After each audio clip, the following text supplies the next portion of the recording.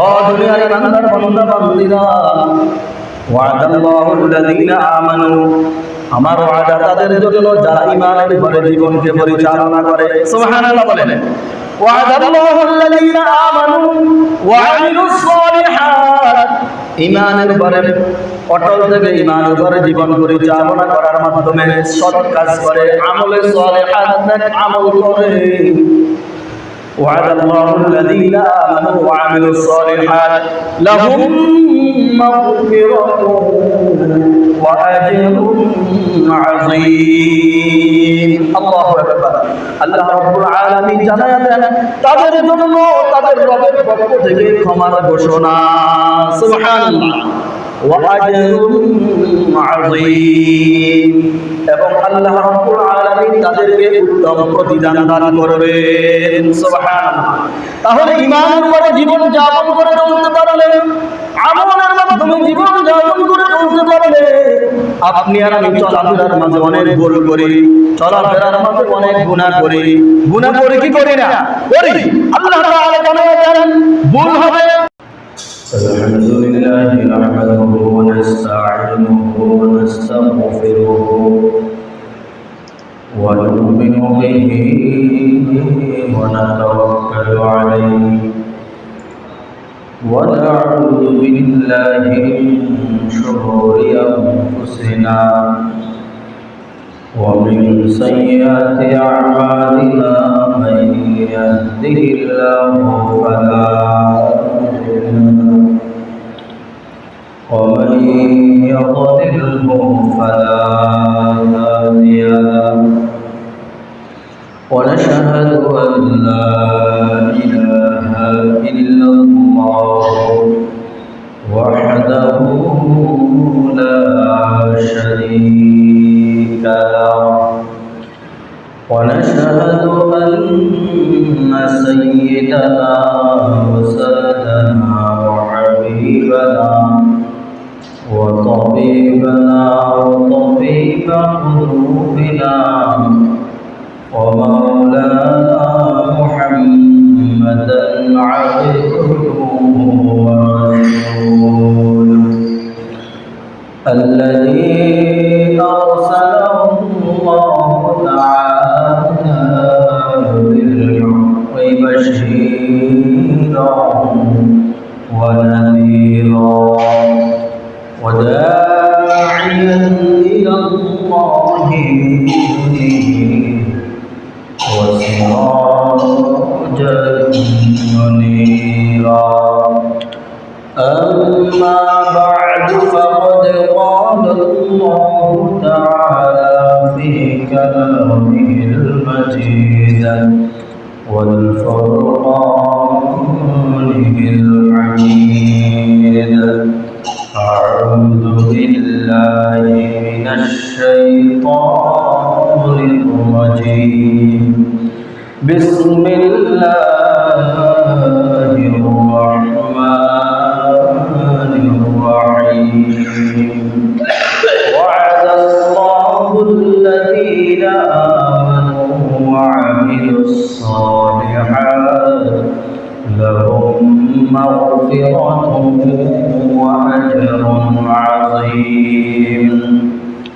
وقال النبي صلى الله تعالى عليه الصلاة والسلام: يا ابن آدم إنك لو أتيتني بقراب الأرض خطايا ثم لقيتني لا تشرك بي شيئا فأتيتك بقرابها مغفرة إن الله وملائكته يصلون على النبي يا أيها الذين آمنوا صلوا عليه وسلموا تسليما. اللهم صل على وشفيعنا وحبيبنا صلى الله عليه وعلى آله وأصحابه وبارك وسلم بلغ العلا بكماله كشف الدجى بجماله حسنت جميع خصاله صلوا عليه وآله لا إله إلا الله لا إله إلا الله لا إله إلا الله لا إله إلا الله لا إله إلا الله لا إله إلا الله محمد رسول الله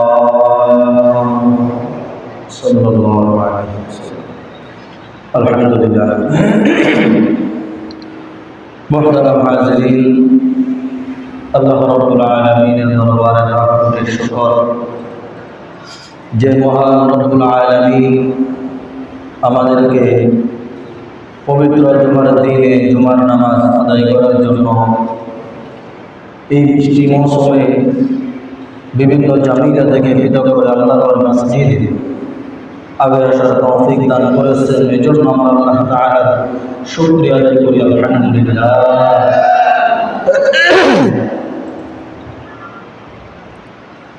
আল্লাহ রাব্বুল আলামিন বিভিন্ন সময় বিভিন্ন অবস্থার সম্মুখীন করেন, মানুষকে পরীক্ষা দিয়ে থাকেন।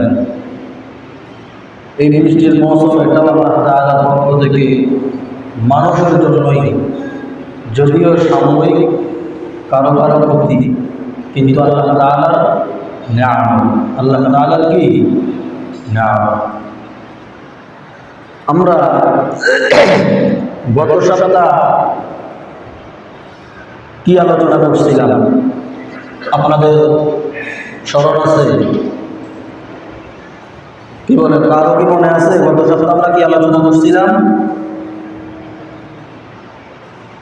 আমরা গত সপ্তাহ আলোচনা করছিলাম কিয়ামতের ময়দানে কারা কারা সুপারিশ পাবে, আল্লাহ তাআলা কাকে কাকে সুপারিশের ক্ষমতা দিবেন এবং সুপারিশ হয়ে জান্নাতে যাবেন। সুবহানাল্লাহ।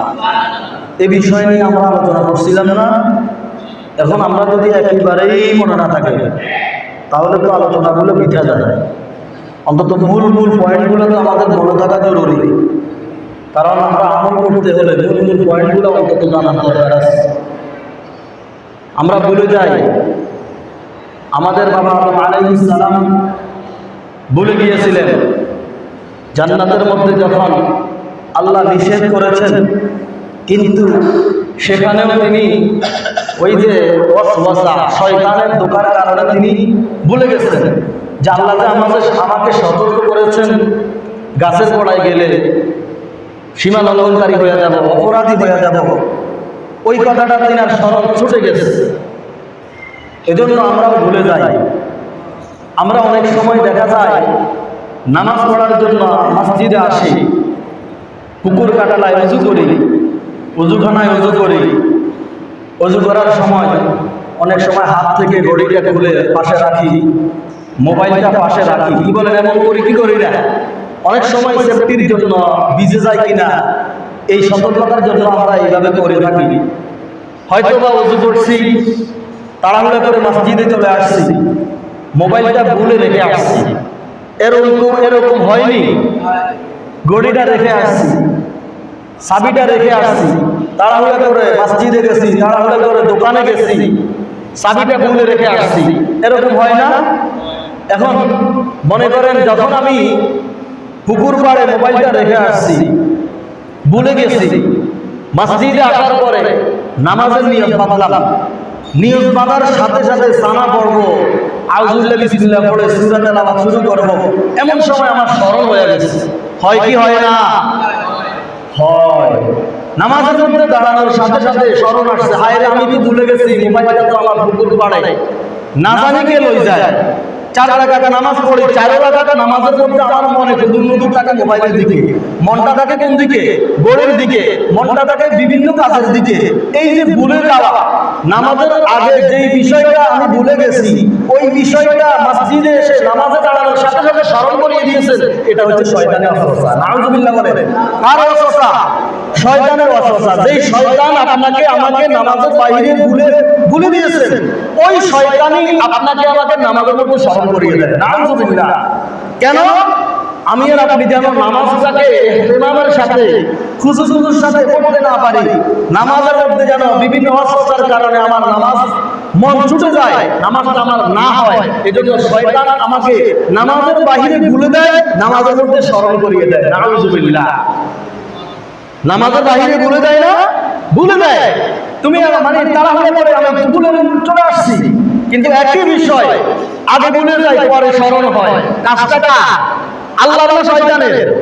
শয়তানের। কাজটা শয়তানের। আমাদের বাবা আদম আলাইহিস সালাম জান্নাতের মধ্যে যখন ভুলে দিয়েছেন, তাকে কি আল্লাহ তাআলা ভুলে দিয়েছেন না শয়তান ভুলে দিয়েছেন?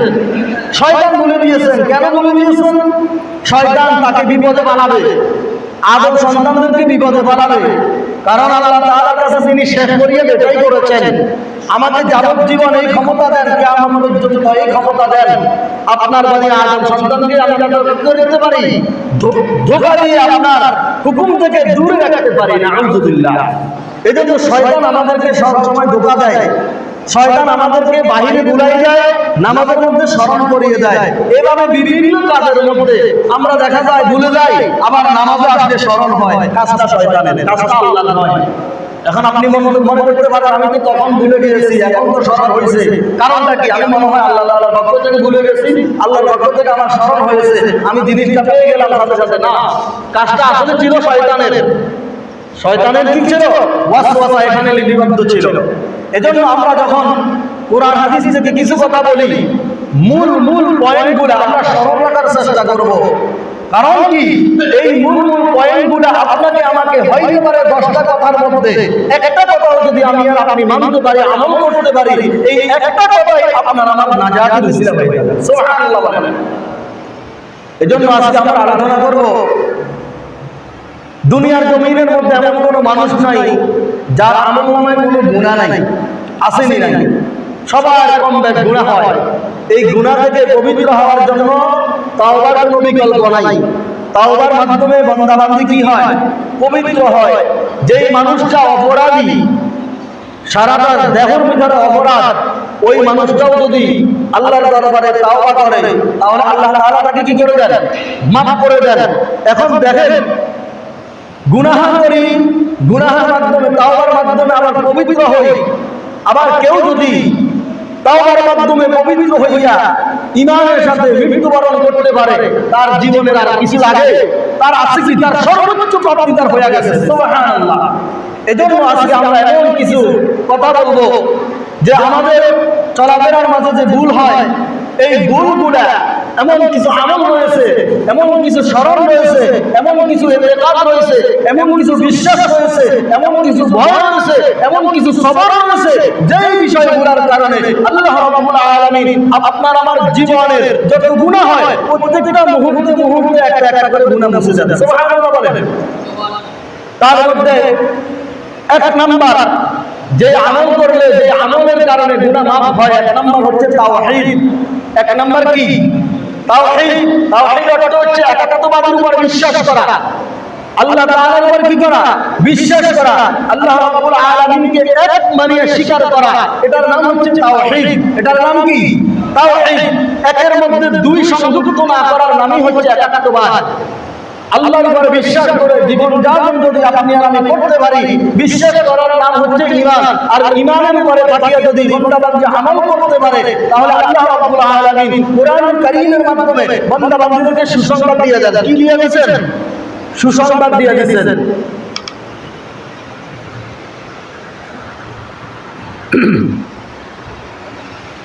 আল্লাহ তাআলা কোরআনুল কারীমের মধ্যে জানায়া দেন, وعد الله الذين آمنوا وعملوا الصالحات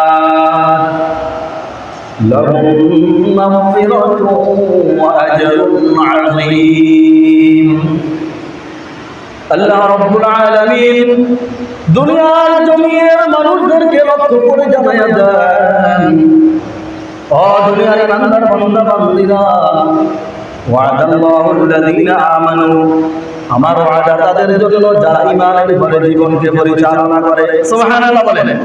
ওয়াদাল্লাহুল লাযীনা আমানু ওয়া আমিলুস সালিহাত, ঈমানের ঘরে অটল থেকে ঈমানের ঘরে জীবন পরিচালনা করার মাধ্যমে সৎ কাজ করে, আমলে সালিহাত নেক আমল করে। وعد الله الذين آمنوا وعملوا الصالحات لهم مغفرة وأجر عظيم الله أكبر আল্লাহ রাব্বুল আলামিন জানায়া দেন তাদের জন্য তাদের রবের পক্ষ থেকে ক্ষমার ঘোষণা। সুবহানাল্লাহ। وأجر عظيم, এবং আল্লাহ রাব্বুল আলামিন তাদেরকে উত্তম প্রতিদান দান করবেন। সুবহানাল্লাহ। তাহলে ঈমানের উপরে জীবন যাপন করে চলতে পারলে, আমলের মাধ্যমে জীবন যাপন করে চলতে পারলে, আপনি আর আমি চলাফেরার মাঝে অনেক ভুল করি, চলাফেরার মাঝে অনেক গুনাহ করি। গুনাহ করে কি করি না? করি। আল্লাহ তাআলা জানায়া দেন ভুল হবে, আমলের ভিতরে তোমার ভুল হয়ে যাবে, কিন্তু আমলের মাধ্যমে সময় কাটাও। ঈমানের মধ্যে চলো, তোমার ভুল হবে, ঈমানের মধ্যে দিয়ে সময় কাটাও। তাহলে আমি আল্লাহ তাআলার পক্ষ থেকে তোমাদেরকে দুইটা পুরস্কার, এক নাম্বার পুরস্কার হলো ক্ষমার ঘোষণা, দুই নাম্বার পুরস্কার আল্লাহ তাআলা তাদেরকে উত্তম প্রতিদান দান করবেন। সুবহানাল্লাহ। মুফাসসিরিনে কেরাম এই আয়াতের তাফসীরের মধ্যে বলেন, দুনিয়ার জমিনের মধ্যে কোনো মানুষ যদি মসজিদে নামাজ পড়ার জন্য আসে, ফজরের নামাজ পড়ে, ফজরের নামাজের পরে মসজিদ থেকে বেরিয়ে যায়, আবার জোহরের জন্য অপেক্ষা করে, সময় মতো এসে মসজিদে চলে আসে, জোহরের আযান হওয়ার সাথে সাথে ওই বান্দা মসজিদে এসে নামাজ শুরু করে দেয়। এই নামাজ শেষ হওয়ার সাথে সাথে মাঝখানের যেই সময়, এই সময়ের মধ্যে বান্দার যেই ভুল ত্রুটি হয়, আল্লাহ রাব্বুল আলামিন বান্দার ভুলগুলোকে মাফ করে দেন। সুবহানাল্লাহ। আওয়াজ করে সুবহানাল্লাহ। শুধু আপনি আমি আল্লাহ তাআলা যখন আপনাকে আমাকে ডাক দেয়, ডাকের সাথে সাথে যদি আপনি আর আমি সাড়া দেই, তাহলে আপনার আমার সবচেয়ে প্রত্যেকটা সময়ের মধ্যে যে ভুলগুলো হয়, যে অন্যায়গুলো হয়, যে গুনাহগুলো হয়, ডাকের সাথে সাড়া দেওয়ার কারণে মাঝের সময়ের অন্যায়গুলোকে আল্লাহ মাফ করে দেন। সুবহানাল্লাহ। আল্লাহ রাসূল সাল্লাল্লাহু আলাইহি ওয়াসাল্লাম ব্যাখ্যা করে জানায়া দেন, আল্লাহ তাআলা হাদিসে কুদসির মাধ্যমে জানায়া দেন, আল্লাহ রাব্বুল আলামিন বলেন, ইয়া ইবনা আদম, হে আদম সন্তান, ইন্নাকা লাউ আতাইতানি বিকরাবিল আরদ, হে দুনিয়ার জমিনের আদম সন্তান, তুমি যদি জমিন পরিমাণ অপরাধ নিয়ে আমি আল্লাহ তাআলার দরবারে হাজির হও, ইন্নাকা লাউ আতাইতানি বিকরাবিল আরদ খাতায়া সুম্মা লাকিয়াতানি, অতঃপর আমার সাথে তুমি সাক্ষাৎ করো। কি করো? আমার সাথে সাক্ষাৎ করো, জমিন পরিমাণ অপরাধ নিয়ে আমার সাথে আমার কাছে হাজির হও। সুম্মা খাতায়া সুম্মা লাকিয়াতানি, অতঃপর আমার সাথে সাক্ষাৎ করো। লা তুশরিক বি শাইআ, এমন অবস্থায় সাক্ষাৎ করবা তোমার আমলনামায় শিরকের কোনো অপরাধ নাই। সুবহানাল্লাহ। শিরকের কোনো অপরাধ তোমার আমলনামায় থাকবে না। যদি শিরকের অপরাধ ছাড়া যত অপরাধ তোমার রয়েছে, প্রত্যেকটা অপরাধ নিয়ে যদি তুমি আমি আল্লাহর দরবারে হাজির হও, আল্লাহ রাসূল সাল্লাল্লাহু আলাইহি ওয়াসাল্লাম হাদিসে কুদসির মাধ্যমে জানায়া দেন, আল্লাহ তাআলা শিরককারী ছাড়া বাকি যত অপরাধ আছে সব অপরাধকে তখন কি বলবেন? লা রাইতুকা বিহা মাগফিরা। আল্লাহ তাআলা এখানে নামে তাকিদের মাধ্যমে অবশ্যই কথা জানায়া দেন, আমি অবশ্যই তোমার সামনে জমিন পরিমাণ মাগফিরাত নিয়ে হাজির হয়ে যাব। সুবহানাল্লাহ। শর্ত হচ্ছে শিরকবিহীন জীবন যাপন করা। অপরাধ হবে, গুনাহ হবে, কিন্তু শিরক নাই। গুনাহ হবে কি নাই? আপনারা তো আজকে একেবারে চুপ থাকেন, তো আমি কি কাকে বলতেছি কথা? কি বলছিলাম? অপরাধ হবে, গুনাহ হবে, কিন্তু গুনাহের মধ্যে শিরক নাই। আল্লাহর একজন দুইজনকে জড়ানো হয় নাই। মাধ্যম যে আমি অমুকের মাধ্যমে সুস্থ হয়েছি, অমুকের মাধ্যমে আমার কাজ হয়েছে, এই যে মাধ্যম করে শিরক করি, যেটা আল্লাহর সাথে সরাসরি কি করা হয়, শিরক করা হয়, এই শিরকের কারণে আল্লাহ তাআলা কাফেরদেরকে জাহান্নামে নিক্ষেপ করবেন। পরের আয়াতের মধ্যে আল্লাহ তাআলা কি বলেছেন, ওয়াল্লাযীনা কাফারু ওয়া কাযযাবু বিআয়াতিনা উলাইকা আসহাবুল জাহিম। যারা শিরক করবে, যারা কুফর করবে, মুখ ফিরিয়ে নেবে আমার আয়াতগুলো থেকে, আমার নির্দেশনা থেকে, এবং মিথ্যা অপরাধ করবে, উলাইকা আসহাবুল জাহিম, তাদের জন্য আমি আল্লাহ তাআলার পক্ষ থেকে জাহান্নাম, নাউযুবিল্লাহ বলেন, তারা হবে জাহান্নামের অধিবাসী। এছাড়া মুমিন বান্দার মধ্যে যত গুনাহ থাকবে, শুধু একমাত্র তাওহীদের উপরে জীবন যাপন যদি করতে পারে, বান্দা বান্দির গুনাহ দুনিয়াতেও মাফ করে দিবেন, কিয়ামতের ময়দানে আল্লাহ তাআলা জমিন পরিমাণ ক্ষমার পাত্র নিয়ে তাদের সামনে হাজির হয়ে যাবে। সুবহানাল্লাহ। কথা কি বুঝেননি না বুঝেন না? এ হচ্ছে তাওহীদ এক নাম্বার আমলের কারণে আল্লাহ তাআলা কি বলেন, গুনাহটা মাফ করে দেয়। দুই নাম্বার হচ্ছে তাকওয়া। দুই নাম্বার কি? তাকওয়া। যেই তাকওয়া আমরা রমজানের মাধ্যমে দেখিয়ে থাকি। রমজান মাস আসলে আমরা মোটামুটি ভাবে যেই তাকওয়া অর্জন করি, বাকি 11 মাস ওই তাকওয়ার উপরে জীবন যাপন করতে পারি না। পিছনে পিছনে যত অপরাধ আছে সব করি, কিন্তু তাকওয়া এমন একটা বিষয়, এমন একটি ভয়ের ব্যাপার, তাকওয়ার সাথে সম্পর্ক, জীবনের প্রত্যেকটা মুহূর্তে আপনাকে ভয়ের করে চলতে হবে। আপনি বাড়িতে আছেন, ঘরে আছেন, দোকানে আছেন, যেখানে থাকেন না কেন, একমাত্র একজনের উপরে বিশ্বাস করবেন, একজনকে ভয় করে চলবেন। তিনি আর কেউ নয়, তিনি হচ্ছেন আপনার আমার আল্লাহ। সুবহানাল্লাহ। আল্লাহ রাব্বুল আলামিন তাকওয়াবান ব্যক্তিদেরকে দুনিয়ার জমিনের মধ্যে যত অপরাধ হয়, অপরাধগুলোকে মাফ করে দেন। সুবহানাল্লাহ বলেন। কুরআনুল কারীমের মধ্যে আল্লাহ রাব্বুল আলামিন জানায়া দেন, ইয়া আইয়ুহাল্লাযীনা আমানু ইন তাত্তাকুল্লাহা ইয়াজআল লাকুম ফুরকানা ওয়া ইউকাফির আনকুম সাইয়্যাতিকুম ওয়া ইয়াগফির লাকুম ওয়াল্লাহু গফুরুর রহিম। আল্লাহ রাব্বুল আলামিন ঈমানদার বান্দা-বান্দীদেরকে লক্ষ্য করে বলেন, ইয়া আইয়ুহাল্লাযীনা আমানু, যারা প্রথম তাদের উপর অটল রয়েছে, তাওহীদের উপরে রয়েছে, তাদেরকে বলেছেন, ইন তাতাকুল্লাহ, তোমরা আল্লাহ তাআলাকে ভয় করো, ইয়াজআল লাকুম ফুরকানা, তিনি তোমাদের মাঝে তোমাদের জন্য ফয়সালা করে দিবেন। কি ফয়সালা করবেন? ওয়া ইউকাফির আনকুম সাইয়্যাতিকুম, তিনি তোমাদের অপরাধগুলোকে তোমাদের থেকে দূরে সরে দিবেন। সুবহানাল্লাহ বলেন। একমাত্র তাকওয়ার কারণে আল্লাহ রাব্বুল আলামিন জানান দেন, ওয়া ইউকাফির আনকুম সাইয়্যাতিকুম, তোমাদের অপরাধগুলোকে তোমাদের থেকে আমি আল্লাহ দূর করে দেব। ওয়া ইয়াগফির লাকুম, আমি আল্লাহ তাআলা তাদেরকে তোমাদেরকে ক্ষমা করে দেব। সুবহানাল্লাহ। তাকওয়ার কথা বলতে পারলেন। ويكفر عنكم سيئاتكم ويغفر لكم والله ذو الفضل العظيم। আল্লাহ রাব্বুল আলামিন উত্তম প্রতিদানকারী। সুবহানাল্লাহ বলেন। আল্লাহ তাআলা কেউ আপনাকে আমাকে ক্ষমা করার অধিকার রাখে না। এ হচ্ছে দুই নম্বর আমল, যে আমলের কারণে, যেই তাকওয়ার কারণে চলাফেরা করবেন, চলাফেরার মাঝে ভুল হবে, গুনাহ হবে, অন্যায় হবে, একমাত্র তাকওয়া যখন মনের মধ্যে অর্জন করতে পারবেন, আল্লাহ রাব্বুল আলামিন আপনার আমার সব গুনাহকে মাফ করে দিবেন। সুবহানাল্লাহ। দুই নাম্বার কথা বলেছেন। এবার আসেন তিন নাম্বার। তিন নাম্বার হলো সবর। তিন নাম্বার কি? সবর। আমি আপনাদেরকে আবার পরবর্তীতে জিজ্ঞাসা করবো, গত সপ্তাহে আমি তিনটা বিষয়ে কথা বলেছি, কি কি? আপনারা অন্তত মূল পয়েন্টগুলো মুখস্থ করবেন। আমি এক নাম্বার বলেছিলাম তাওহীদ। এক নাম্বার কি বলেছিলাম? তাওহীদ। দুই নাম্বার কি? তাকওয়া। দুই নাম্বার কি? তাকওয়া। তিন নাম্বার সবর। এইভাবে একে একে অনেক বিষয় আমরা সামনে ধারাবাহিকভাবে আলোচনা করব। আজকে আমরা তিন নাম্বারটা অন্তত আলোচনা করি, সময় শেষ করতে চলে আসতেছে। বৃষ্টির মধ্যে আমরা অনেকে এখনো মসজিদে আসতে পারি না, এটা আল্লাহ তাআলার পরীক্ষা। সামান্য বিপদের মধ্যে দিয়ে আমরা কি আল্লাহকে ভুলে যাই? আল্লাহর পথ থেকে, আল্লাহর ইবাদত বন্দেগী থেকে আমাকে সরে দাঁড়াই। এই জন্য আল্লাহ মাঝে মাঝে আমাদেরকে কিছু কঠিন অবস্থা দেয়। দেখি বান্দা বান্দী আমার দিকে কতটুকু আছে। যাই হোক, তিন নাম্বার আল্লাহ রাব্বুল আলামিন সবরকারীদের গুনাহ মাফ করে দেন। সুবহানাল্লাহ বলেন। কোন কারীদের?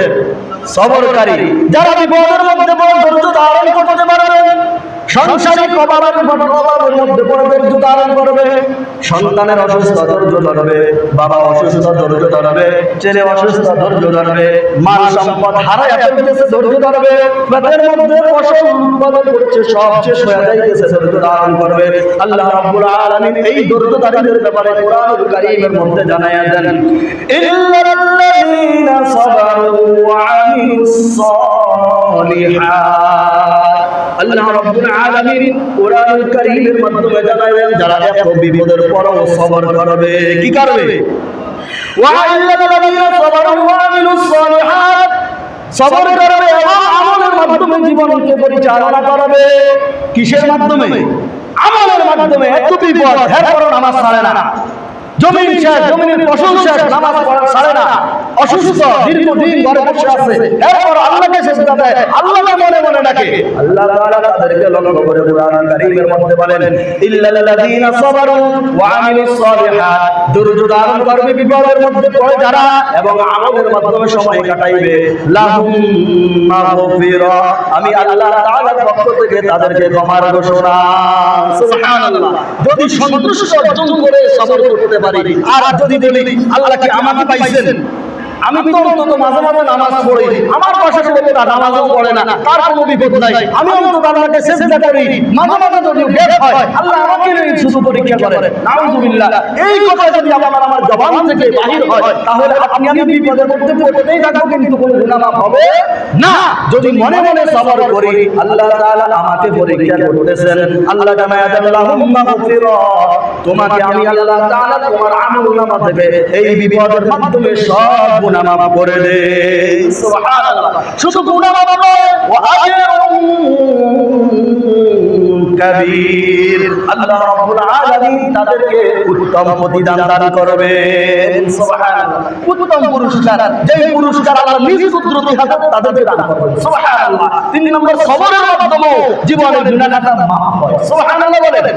আল্লাহ রাসূল সাল্লাল্লাহু আলাইহি ওয়াসাল্লাম হাদিসের মধ্যে জানায়া দেন, মা ইয়াজালুল বালা বিল মুমিনি ওয়াল মুমিনা, আল্লাহ রাসূল সাল্লাল্লাহু আলাইহি ওয়াসাল্লাম জানায়া দেন, ও দুনিয়ার আমার উম্মতরা, মুমিন পুরুষ এবং নারী যাদের অনাবরত সময়ের জন্য একাধারে বিপদ লেগেই আছে, বিপদ পড়ে বিপদেই তারা আছে, জীবন যাপন করতেছে, মা ইয়াজালুল বালা বিল মুমিনি ওয়াল মুমিনা, মুমিন পুরুষ এবং মুমিন নারীর মধ্যে বিপদ লেগেই আছে। কি বিপদ? আল্লাহ রাসূল তাও বলেন, ফি নাফসিহি, কখনো তাদের অন্তরের মধ্যে, কখনো তাদের নফসের মধ্যে, কখনো তাদের জীবনের মধ্যে বিপদ। জীবনের পরীক্ষার সম্মুখীন, অসুস্থ পারে না, একের পর এক অসুস্থ, আছে না নাই? একের পর এক অসুস্থ। আল্লাহ রাসূল বলেন, ফি নাফসিহি, এক নাম্বার, তারা সব সময় নফসের মাধ্যমে জীবন কাটায়, জীবনের পরীক্ষার মাধ্যমে সময় কাটায়। দুই নাম্বার, ওয়ালাদিহি, তাদের সন্তানের মাঝে বিপদ, সন্তানের মাধ্যমে তার পরীক্ষা হয়। আল্লাহ রাসূল জানালেন, তার সন্তানের অসুস্থ, সে সন্তানকে নিয়ে হাসপাতালে দৌড়াদৌড়ি করে, বাড়িতে দৌড়াদৌড়ি করে। তারপর তিন নাম্বার বলেছে, ওয়া মালিহি, তার সম্পদের মধ্যে বিপদ, সন্তানের সম্পদের মধ্যে যে কোনো ধরনের অভাব পড়ে গেছে, একের পর এক সম্পদটা বিনষ্ট হয়। আল্লাহ রাসূল তারপরে এই ব্যক্তিগুলোর কথা বলার পরে সর্বশেষ বলেন, হাত্তা ইয়াতাআল্লাহ ফি আদলিহি। সুবহানাল্লাহ বলেন। আল্লাহ রাব্বুল আলামিন কিয়ামতের ময়দানে তাদের এই বিপদের মধ্যে ধৈর্য ধারণ করে জীবন পরিচালনা করার কারণে আল্লাহ তাআলা কিয়ামতের ময়দানে তাদেরকে নিষ্পাপ করে উঠাবেন। সুবহানাল্লাহ। তাদের আমলনামায় আর কোনো গুনাহ থাকবে? আপনারা তাও বলেন, তাদের আমলনামায় কোনো গুনাহ থাকবে না। সুবহানাল্লাহ বলেন।